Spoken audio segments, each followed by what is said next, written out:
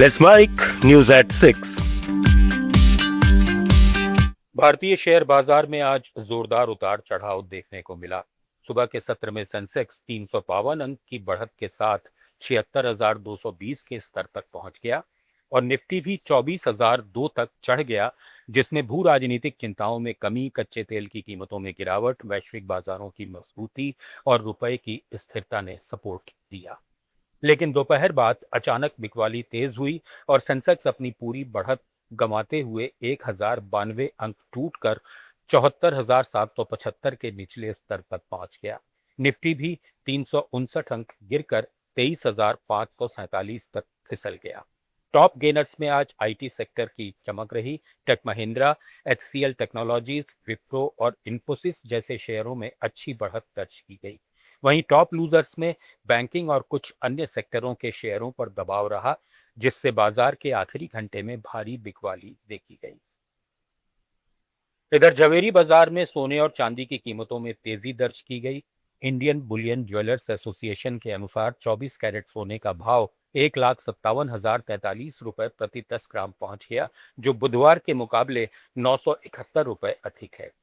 चांदी की कीमत भी 2,63,966 रुपए प्रति किलोग्राम हो गई है, जो पिछले कारोबार से 3,045 रुपए ऊपर है।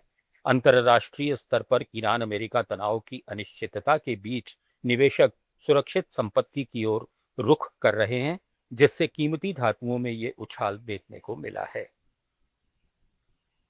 बेंगलुरु के बिदादी में 9,640 एकड़ भूमि पर प्रस्तावित work live play integrated township project आर्थिक विकास और किसानों के बीच टकराव का बड़ा मामला बन गया है।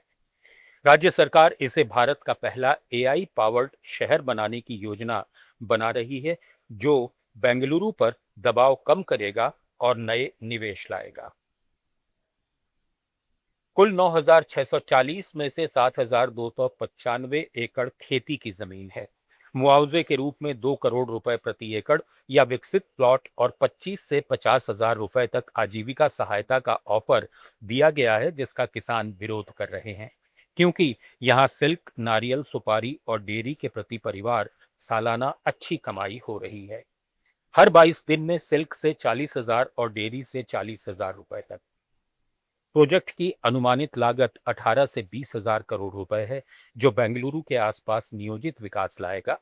लेकिन करीब 450 दिन चले किसान आंदोलन और सैकड़ों आपत्तियों के कारण आर्थिक संतुलन और जमीन अधिग्रहण की चुनौती बनी हुई है।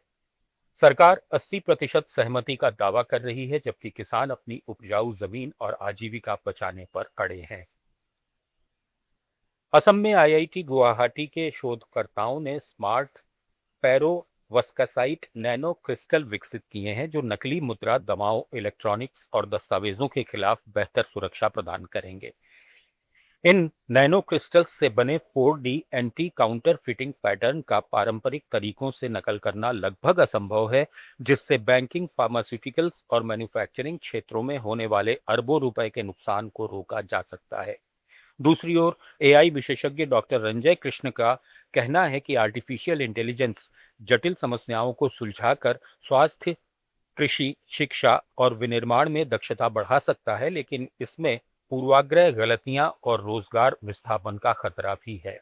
उन्होंने जोर दिया कि एआई को मानव क्षमता बढ़ाने वाले टूल के रूप में ही इस्तेमाल किया जाए, इससे अर्थव्यवस्था को दीर्घकालिक लाभ मिलेगा। तेलंगाना में हैदराबाद के रैदुर्ग में तेलंगाना इंडस्ट्रियल इंफ्रास्ट्रक्चर कॉरपोरेशन की ई नीलामी ने नया रिकॉर्ड बनाया है। ज्ञान सिटी में 6.29 एकड़ के प्राइम मल्टी यूज प्लॉट की नीलामी में प्रति एकड़ 237 करोड़ रुपए की बोली लगी, जो रिजर्व प्राइस 139 करोड़ से 70.5% ज्यादा है। न्यूज एट 6 में फिलहाल इतना ही। जुड़े रहिए लेट्स माइक के साथ। आप सुन रहे थे let's mike more than radio. Follow कीजिए हमें हमारे सोशल मीडिया प्लेटफॉर्म्स पर। It's time for news. It's time for more than radio. Presenting the first radio news app, Let's Mic. Let's Mic, a news-based app on your phone where you get to watch and listen news, talk shows, interviews, radio shows.